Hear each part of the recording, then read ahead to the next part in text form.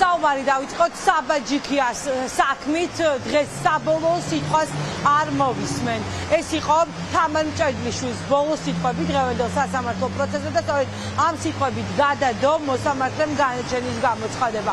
10 ივლისს ჩაინიშნა საბაჯიქიას სასამართლო პროცესი, დასკვნითი ბოლო პროცესი, სადაც მოსამართლის გადაწყვეტილებას 19 წლის ბიჭი მოისმენს და ამავე დღეს საზოგადოება გაიგებს რა იქნება საბაჯიქიას მთავარი საქმელი ბოლო სიტყვა სწორედ საზოგადოებისთვის. უნდა აღინიშნოს ის ფაქტი, რომ დღესაც მედიის წარმომადგენლებს არ ჰქონდა შესაძლებლობა საბაჯიქიას სასამართლოს პროცესი გააგვეშუქებინა. შესაბამისად, მე ახლა მაყურებელს მოვუყვები, რა ხდებოდა სასამართლო პროცესის დაწყებისთანავე სხდომათა დარბაზში. როგორც კი საბადრაგოს სამსახურმა ხელბორკილ დადებული საბაჯიქია სხდომათა დარბაზში შემოიყვანა, 19 წლის ბიჭმა ნახა გადავსებული დარბაზი. ბევრი ადამიანი იყო დღეს მოსული საბას საგულშემატკივროდ, მისი მეგობრები, ოჯახის წევრები, ასევე სრულიად უცნობი ადამიანები იყვნენ მოსული მისთვის, რომ მოსამართლის გადაწყვეტილება მოესმინათ. პირველი კომუნიკაცია, რომელიც საბას ჰქონდა დარბაზთან, დედამის მიმართა საბამ და კითხა სად იყო მამა.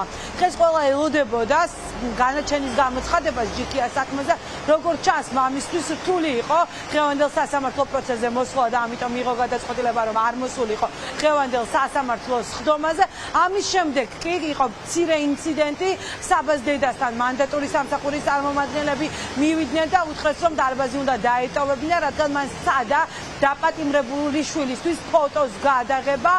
ამ დროს დარბაზიდან ისმოდა შეძახილები, რომ ქალბატონი, რომელსაც მანდატური სამსახური სთხოვდა, რომ დარბაზი დაეტოვებინა, იყო სწორედ საბას დედა, რის შემდეგაც მოსამართლემ არ მიიღო გადაწყვეტილება, რომ საბას დედა გაეძევებინათ სასამართლოს სხდომიდან.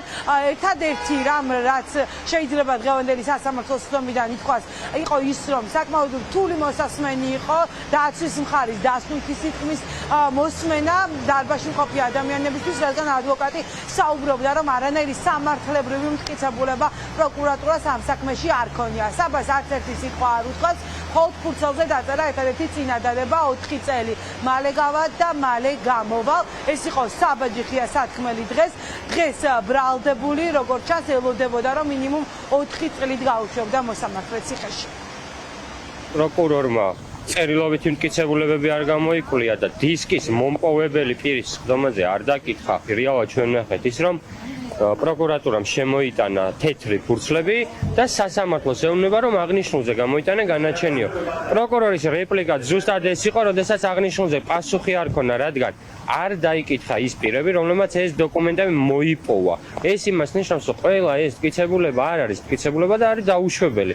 ფაბიდოსკოპიურ ექსპერტიზაზე დანიშნული დისკის წარმომავლობა ვერ დასტურდება, შესაბამისად ფაბიდოსკოპიურ ექსპერტიზის რელევანტურობა არ არის. აქედან გამომდინარე, არც ამოღებულია ტანსაცმელი სპეციალიზმის, არც ამოცნობა გვაქვს საქმეში და რეალურად საბაჯიქიას საქმეზე გამოირკვა ის, რომ 10-ში თუ პროცესზე გამოგვიცხადებს განაჩენს და იქნება გამომტყუნებელი, ეს იქნება თეთრი ფურცლების საფუძველზე მიღებული გამომტყუნებელი განაჩენი. საბა უმეტესად რა თქმა უნდა იღიმებოდა, ელოდებოდა განაჩენს, როგორც ყველა ველოდებოდით, მაგრამ მოსამართლემ რატომღაც 10 რიცხვში გადაწია ეს განაჩენი. მტკიცებულება რაც თუნდაც ვიდეო ჩანაწერი აქვს წარმოდგენილი, გამოკვლეულიც კი არა აქვს, გონიათ რომ მოსამართლეს რო დაუდებენ უბრალოდ A4 ფორმატის ფურცლებს, განაჩენს გამოიტანს როგორც თვითონ სურთ. ესე არ არის. დედას არ ვიცი რატომ მივარდნენ მანდატურები, ეგონათ რომ ფოტო გადაიღო თუ რაღაცა და პირდაპირ უთხრეს რომ გადის ხდომის დარბაზიდანო და რა თქმა უნდა ხმაური გამოიწვეს, დედა არის და რა ვთქვი ხდომის დარბაზიდან გადი არაფრის გამოთან ფოტო გადაიღე, უბნებოდნენ არ გადამიღიაო ქალბატონმა უთხრა და რა ტელეფონი ხა მეც ამოვიღე, მაგრამ ეს ხო იმას არ ნიშნავს რომ ფოტოს ვიღებთ ან რა. სამწუხაროდ ეს რეალობა გვაქვს, რომ კი ნამდვილად ველოდებით გამომტყუნებელ განაჩენს გამოუტანენ დიდი ალბათობით გიორგი მინდაძეს, არ მხოლოდ გიორგი მინდაძეს, არამედ დარწმუნებული ვარ დანარჩენ სინდისის პატიმრებსაც არაპატიებენ პატრიოტობას ჩვენი ქვეყნისას. ხოდა ბიჭები მინდა გამომხნევო. თუნდაც მოგისაჯონ იცადეთ, რომ და იცი რომ იცით, მაგრამ ბოლომდე თქვენ გვერდით ვარ და იცოდეთ, რომ რამდენიც არ უნდა მოგისაჯონ, ყველაფერს გავაკეთებთ იმისთვის, რომ თქვენ რა თქმა უნდა ეს წლები იქ არ გაატაროთ და ყველაფერს ვიზავთ იმისთვის, რომ მაქსიმალურად სწრაფად გამოხვიდეთ და მაქსიმალურად სწრაფად დამთავრდეს ეს რეჟიმი, რომელმაც თქვენ გამომტყუნებელი განაჩენი გამოგიტანეთ.